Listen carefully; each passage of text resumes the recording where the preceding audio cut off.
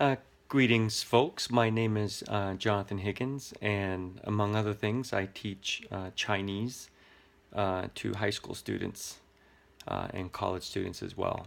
And beginning yesterday, I am taking on an experiment um, because I seem to have forgotten how difficult it is for my students to learn Chinese. It is a rather difficult language, but I've been speaking it for nearly 20 years, and I feel like I maybe expect too much of them. So I figured I would give myself a year-long challenge. I am going to attempt to learn French.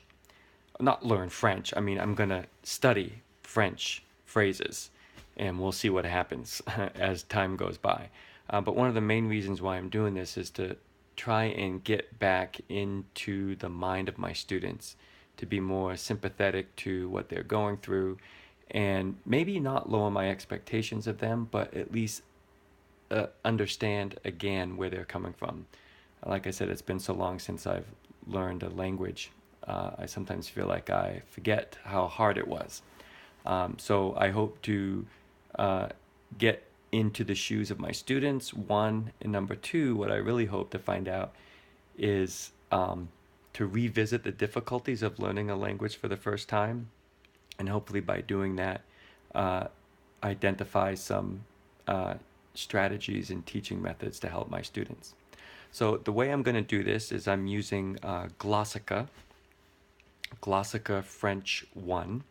It um, consists of 1,000 sentences in French at the beginning level.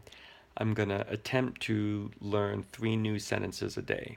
Um, and my strategy is to listen and repeat the sentences until I can say them with relative fluency without hesitating or it sounding choppy. So I'll just repeat it over and over again. So far, on the 6 sentences that I've learned so far, I find I have to repeat them anywhere between 20 and 40 times.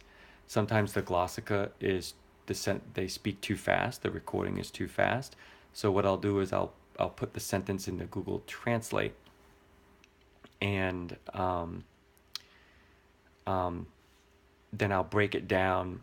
In Google Translate, you can click a button and it will recite, play for you the text. And so I'll break it down by word and listen to each word and then slowly build the sentence up. And then once I feel I got it, then I'll go back to the Glossika recording and then keep repeating, listening, repeating until I feel like I can say it with some sense of fluency. And then what I'll do in these blog posts is I will also recite for you the French sentences that I'm learning. Um, and I already, just in the 2 days, I'm already quite humbled. Again, I've been at Chinese for 19 years, and Chinese say that my Chinese pronunciation is pretty good. And so I have this high expectation of my students. I'm not a great learner. I didn't start studying Chinese until I was 27, so I must have gotten lucky. Um, and if anyone there is curious about my Chinese， 如果你想知道我的中文说的怎么样，我就可以现在给你说几句。跟我说过的，我学中文快有20年了，所以我有很多的经验。然后因为很多年学汉语，啊、我就觉得是挺简单的，不是吗？啊、所以我也会对我学生的要求也许会太高了，所以跟我刚才说过的，我做这个实验就是我想啊多了解我的学生学汉语的困难，啊、然后希望可以啊发现一些新的教学方法。Okay, so for those of you who are curious, there's some off the top of my head Chinese. So without further ado, I'm going to embarrass myself and try and say these French sentences that I learned. So the first one is uh, Il fait beau aujourd'hui. Il fait beau aujourd'hui.